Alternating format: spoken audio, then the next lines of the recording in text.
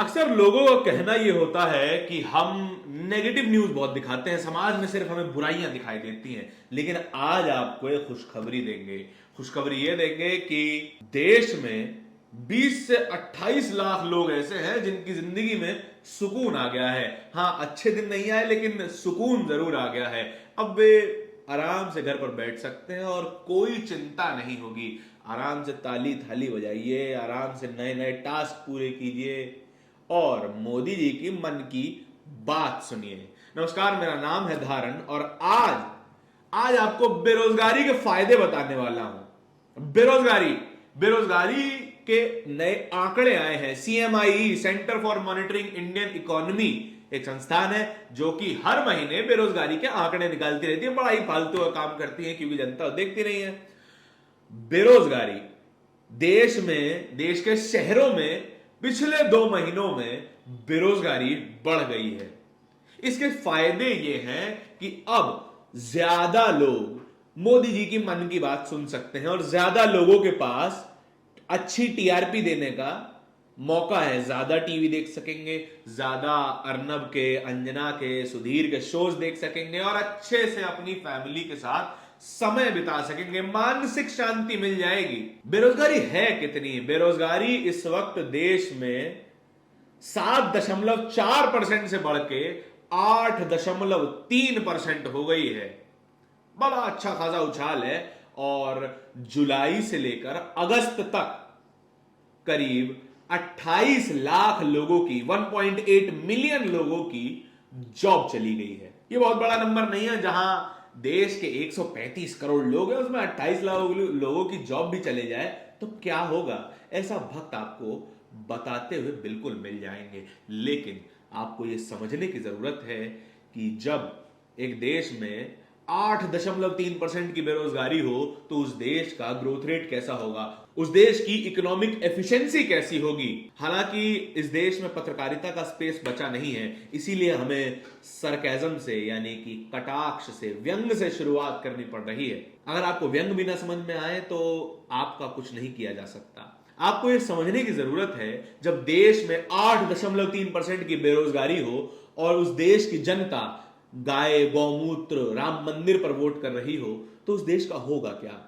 आपको इस देश में कई आंदोलन चलते हुए दिखाई देंगे बेरोजगारी के खिलाफ। युवा हल्ला बोल कई सालों से बेरोजगारी के खिलाफ आंदोलन चला रहा है, लेकिन वो खबरें टीवी पर आपको नहीं दिखेंगी क्योंकि आप टीवी से वो मांग ही नहीं करते कि वो आपको बेरोजगारी की खबरें दिखाएं। आप टीवी को, आप न्यूज को एंटरटेनमेंट की तरह देखते हैं कि 9 बजे आराम से घर आए, टीवी चालू किया और अवध के नवाब मुर्गे लड़ाते हुए दिख गए। टीवी में हमेशा हिंदू मुसलमान की बहस आपको दिखेगी, मंदिर मस्जिद की बहस आपको दिखेगी, लेकिन यह बहस नहीं दिखेगी कि इस देश के 28 लाख नागरिकों की नौकरी आखिर गई क्यों। और तब भी उस जहरीली, उस गोदी मीडिया को आप समर्थन करते रहेंगे, आप उन्हें पत्रकार कहते रहेंगे और उनके कहे अनुसार वोट देते रहेंगे। आपने अपने हकों के लिए, आपने अपनी जरूरतों के लिए, सही जरूरतों के लिए वोट नहीं दिया। आज इसीलिए देश में 28 लाख नौकरियां 2 महीने में हवा हो गई। इस बात को जरा ध्यान से समझिएगा। जब हमारे ही देश का एक इंडस्ट्रियलिस्ट अडानी ग्रुप जब दुनिया में तीसरा सबसे रईस व्यक्ति बन जाता है और वहीं दूसरी तरफ उसी देश में जब 1 महीने में 28 लाख नौकरियां चली जाती हैं तो ये दोनों ही सूरतें एक साथ कैसे मौजूद हो सकती हैं? एक तरफ हमारे पास विश्व का तीसरा सबसे रईस इंसान है और दूसरी तरफ हमारे पास अंतहीन बेरोजगारी है, महंगाई है। जितनी ज्यादा बेरोजगारी होगी उतनी ही ज्यादा महंगाई होने लगेगी। आपको यह बात थोड़ी समझनी पड़ेगी। अब बात राज्यों के अनुसार भी कर लेते हैं। छत्तीसगढ़ में सबसे कम बेरोजगारी है।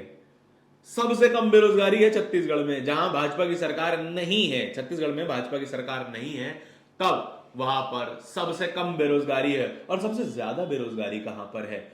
सबसे ज्यादा बेरोजगारी है हमारी राष्ट्रवादी पार्टी के शासित राज्य में, हरियाणा में, दिल्ली के पड़ोसी, वहां पर सबसे ज्यादा बेरोजगारी है। मैं नहीं कह रहा, सीएमआई का डेटा कह रहा है। ये ट्वीट देखिए, रणविजय सिंह बड़ा आजकल कटाक्ष में बातें करने लगे हैं। लिखते हैं कि एक अच्छी खबर, देश में बेरोजगारी दर अब तक की सबसे ऊंचे स्तर पर पहुंच गई है, 8.3%। अगस्त में 20 लाख लोगों को नौकरी के झंझट से आजादी मिल गई है, अब वे ताली थाली बजा सकते हैं। इस कटाक्ष को समझिए आप कि 20 लाख लोगों को नौकरी के झंझट से आजादी मिल गई है, अब वे ताली थाली बजा सकते हैं। वे बेरोजगार हैं, अब उनके पास कोई काम नहीं है। उनका परिवार किस तरीके से गुजारा कर रहा होगा मैं ये नहीं जानता, लेकिन बेहद बुरे हालातों में होगा, ये बात निश्चित है। लेकिन इस देश की ज्यादातर लोगों को यह बात समझ नहीं आएगी। ये बात इसलिए समझ नहीं आएगी क्योंकि वे हिंदू राष्ट्र के बारे में सोचते हैं, क्योंकि वो गौमूत्र के बारे में सोचते हैं, वो गाय के बारे में सोचते हैं, और उसके अलावा उनके लिए कोई जरूरी मुद्दा है ही नहीं। अगर होता तो इस देश की सरकारें आपके मुद्दे पर काम कर रही होती, आपके बच्चों के भविष्य के लिए काम कर रही होती, शिक्षा पे काम हो रहा होता, स्वास्थ्य पे काम हो रहा होता, नए नए कॉलेज खोले जा रहे होते और नई इन्वेस्टमेंट की, निवेश की नीतियां लाई जा रही होती। प्राइवेटाइजेशन बुरा नहीं है, लेकिन अति हर चीज की बुरी होती है।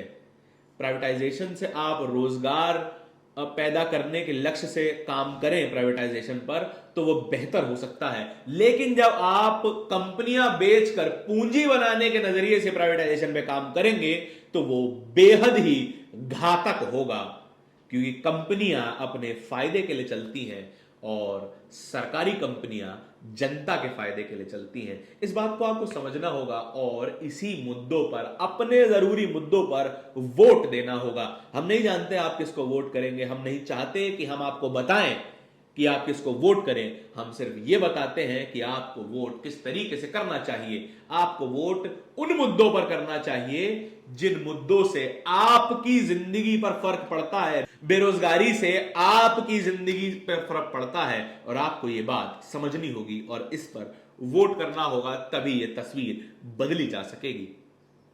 इस वीडियो के बारे में आपके जो भी विचार हो हमें कमेंट सेक्शन में जरूर बताएं। धन्यवाद। नेशनल दस्तक की आपसे गुजारिश है कि अगर इसको बचाना चाहते हैं तो नेशनल दस्तक को सब्सक्राइब करने के लिए रेड कलर के सब्सक्राइब बटन को दबाएं, फिर बेल आइकन की घंटी दबाएं। नेशनल दस्तक को बचाने के लिए बहुत जरूरी है कि हर खबर को शेयर करें, लाइक करें, कमेंट जरूर करें।